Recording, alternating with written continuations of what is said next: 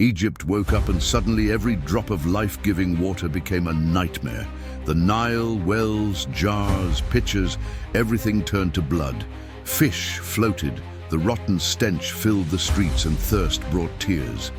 Water, the symbol of strength and pride, became shame.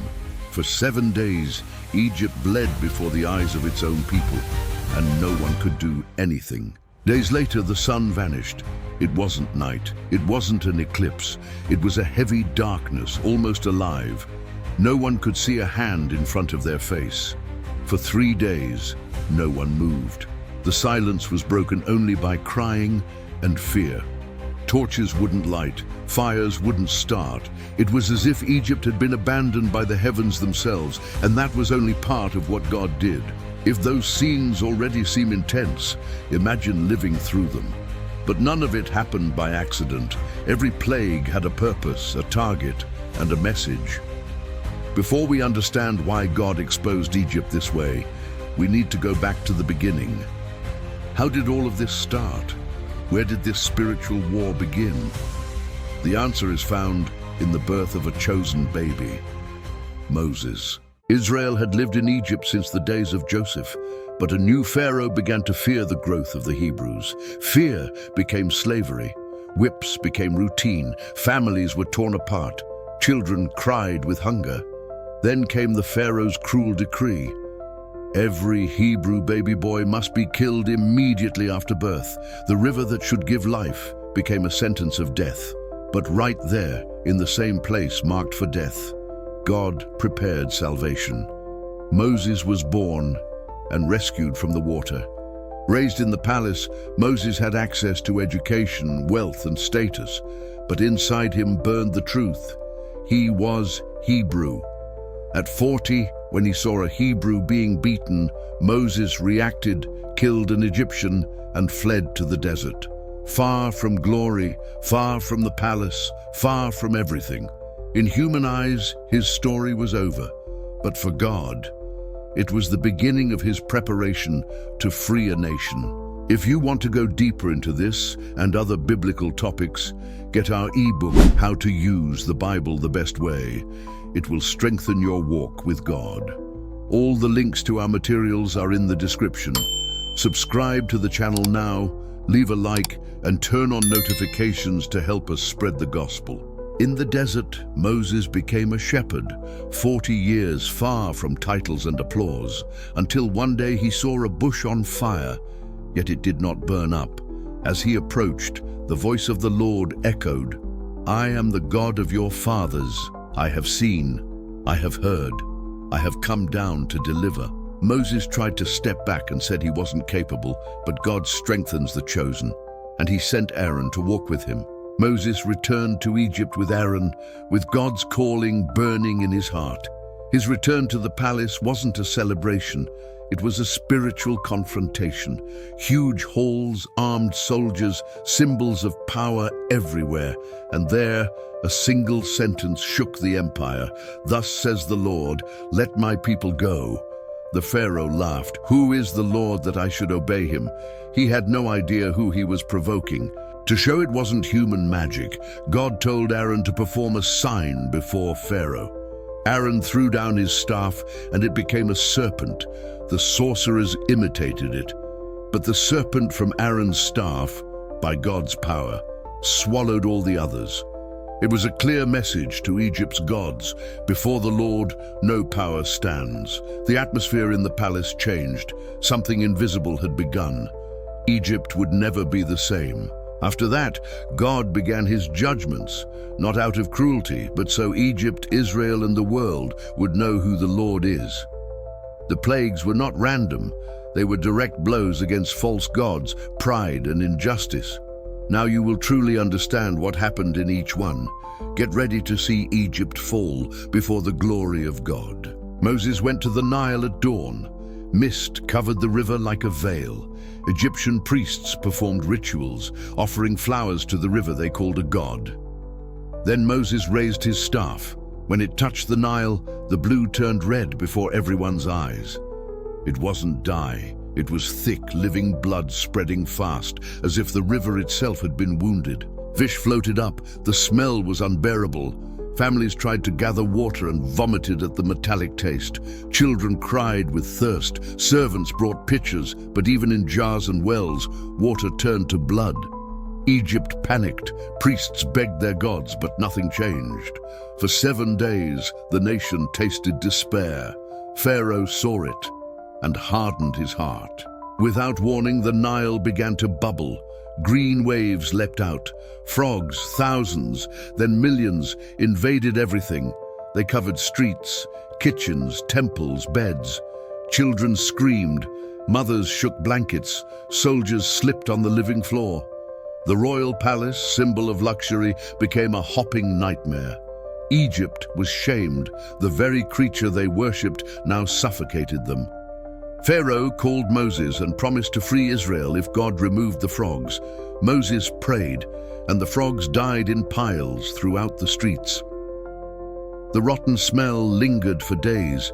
When relief came, Pharaoh took a deep breath and changed his mind.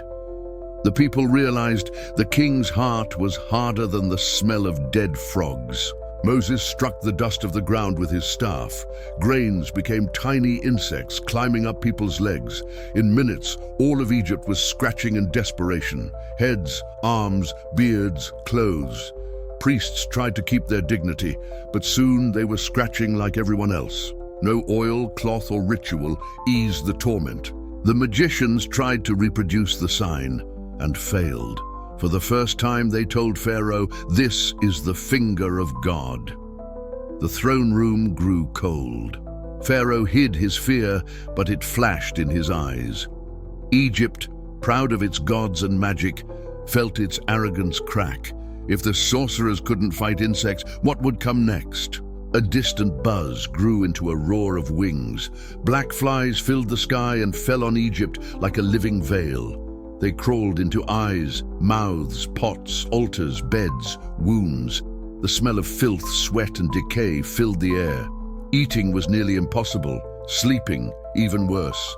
Egypt was swallowed by contamination and disgust. But something stood out. In Goshen, where Israel lived, there wasn't a single fly. Egyptians traveled there just to breathe. The difference was so clear, no one could deny it. God can judge one people and protect another in the house next door. Even so, Pharaoh hardened his heart, as if he would rather lose an entire kingdom than bow. From one day to the next, the animals began to fall. Oxen, horses, sheep, camels, strung one after another, collapsed in the fields. The mooing turned into silence. Egypt's economy fell. Rituals tied to cattle lost their meaning. People stared at the fields as if looking at a cemetery of hope. It was as if the nation's strength was being drained before their eyes.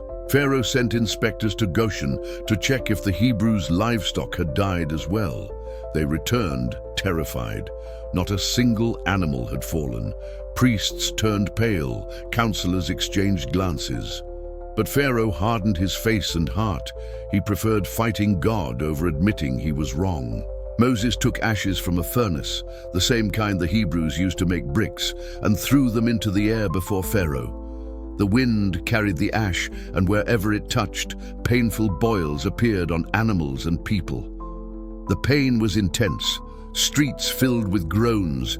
Even the magicians couldn't stand before Moses. They were covered in sores. Oils, ointments, and prayers to the gods of healing did nothing. The boils burned and festered. People hid to cry, covering their bodies with cloths, but nothing helped. Even Pharaoh's advisors were suffering. Even seeing the nation begging for relief, the king closed his heart.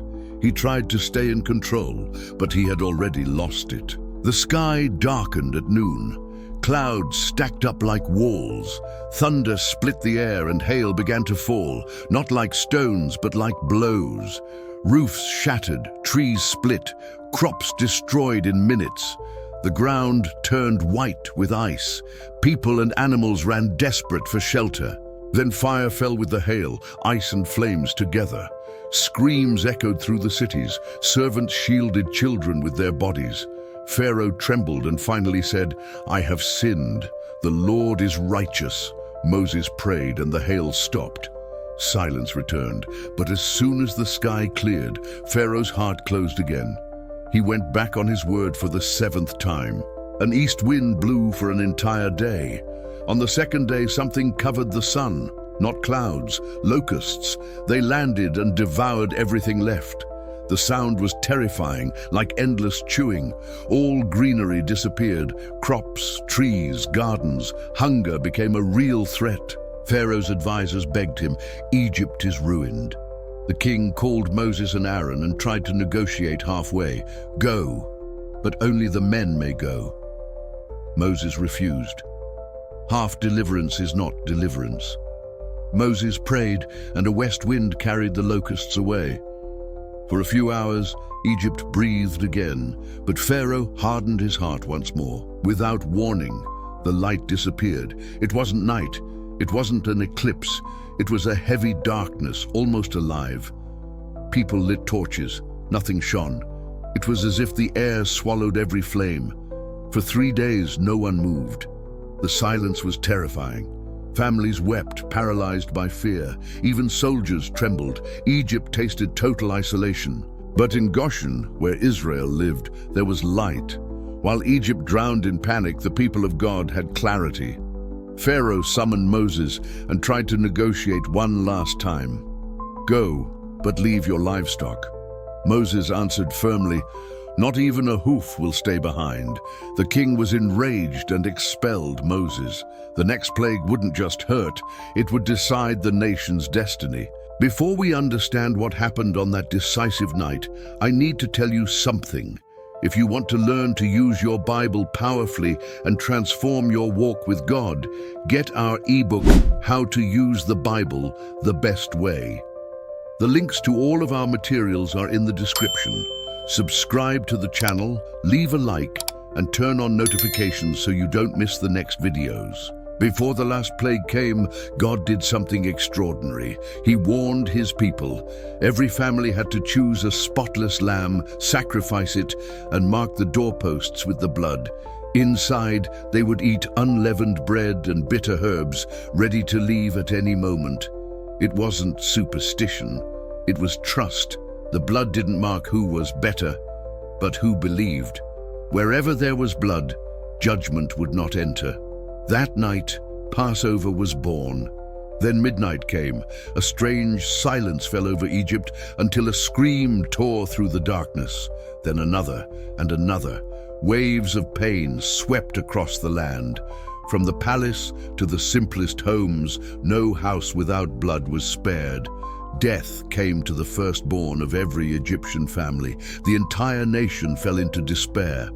While Egypt wept in the houses marked by blood, there was life. Judgment passed over them, exactly as God had promised. Still, before sunrise, Pharaoh, completely broken, summoned Moses and Aaron urgently. When they arrived at the palace, the trembling king declared, "Go, serve the Lord, and bless me also." The deliverance was declared in the dark before dawn. Moments later, still in the night, the Egyptians begged Israel to leave immediately, saying, "Go quickly, we will all die." They were terrified and wanted the Hebrews gone as fast as possible. So before sunrise, the families of Israel rose, took their children by the hand, gathered their livestock and belongings, exactly as God commanded. When they knocked on their Egyptian neighbors' doors, something stunning happened. The Egyptians handed them silver, gold, and clothing. It wasn't generosity, it was fear and urgency. They wanted Israel gone without delay. Finally, at dawn, with the first light of day, Israel marched out of Egypt. Not hiding, not running. They left in plain sight as a free people carrying provision. While Egypt wept, Israel walked, not as slaves, but as a nation. Because when God sets someone free, he doesn't just remove them from a place, he lifts, honors, and restores. That's how the Exodus began, the greatest story of deliverance ever seen. God didn't just take Israel out of Egypt. He offered freedom and a new home. Each plague destroyed a false god. Each sign revealed that only the Lord is God. But this story didn't stay in the past. The same power that brought Egypt to its knees is the power that can change your life today. Maybe you have your own Egypt, something that holds you, a cycle repeating, a fear, a sin, a pain. But just as God heard his people's cry, he hears yours. Deliverance began with the blood of a lamb that night, and it pointed to something much greater. This story reveals a path, and that path has a name. Centuries later, Jesus, the Lamb of God, came into the world, not to free a nation from a Pharaoh, but to free all humanity from sin. He shed his blood so death no longer had power over those who believe. At the cross, he faced the greatest Egypt, sin, guilt, fear, and hell, and he won. The Exodus had been pointing to him all along. If this message spoke to you, don't ignore it. If you want to give your life to Jesus, write in the comments, "I choose the Lamb." Declare your faith. This may be the beginning of a new story with God. And share this video with someone who needs freedom. You might be the instrument God uses to change someone's life. If this video blessed you, leave a like, subscribe to the channel, and turn on notifications. It strengthens our work and helps this message reach more lives. Another video is appearing on your screen right now, so you can continue learning and being transformed by the Word. Click it and keep moving forward on this journey. God bless you and see you next time.